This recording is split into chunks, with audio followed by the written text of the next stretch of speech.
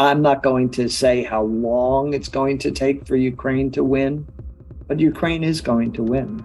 It might be months, it might be up until next year, but the truth of the matter is that the Russians are weak on every front.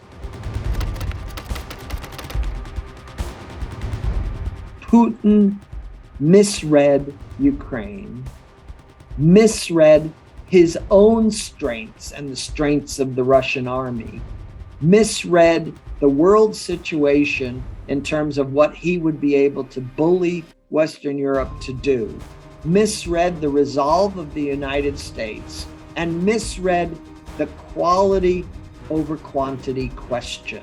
Putin as a general has turned out to be a total flop.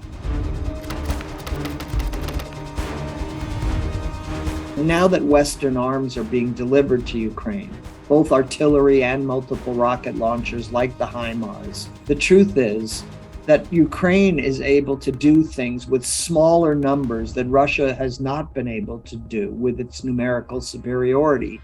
That's going to be the main lesson of this war, and it's also going to be the way in which Ukraine is going to ultimately win. And what we've really learned is how important quality is over quantity. We've certainly learned from the Ukraine war that David can prevail over Goliath. I mean, this is really an example that will be extrapolated for countries like Taiwan.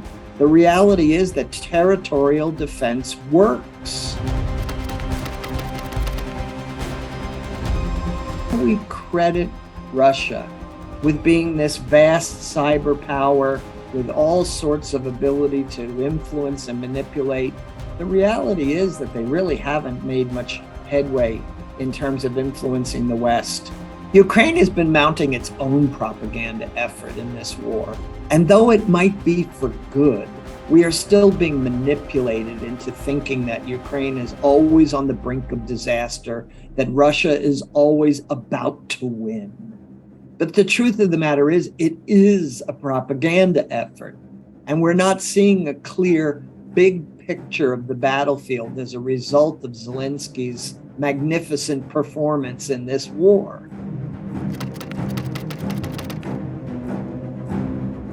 NATO at this point is talking about beefing up its ground forces, obviously spending lots more money on defense.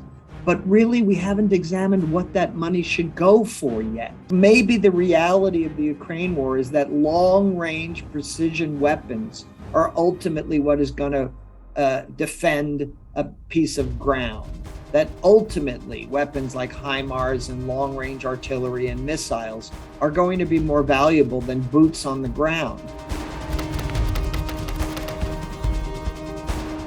The nuclear option is merely shock or a demonstration of some sort of political will, or it's merely a deterrent. But even as a deterrent, we have to ask ourselves in the future whether nuclear weapons are relevant. NATO's nuclear weapons didn't stop Russia from invading Western Europe. Russia's nuclear weapons didn't help it to win this war. The fact of the matter is that they are so unusable, even in the hands of Putin. If we should learn one lesson of the Ukraine war, is that war is really hard. That even with numerical superiority, Russia has not been able to take over Ukraine. This is going to persist for months, if not even years, before we see a final resolution.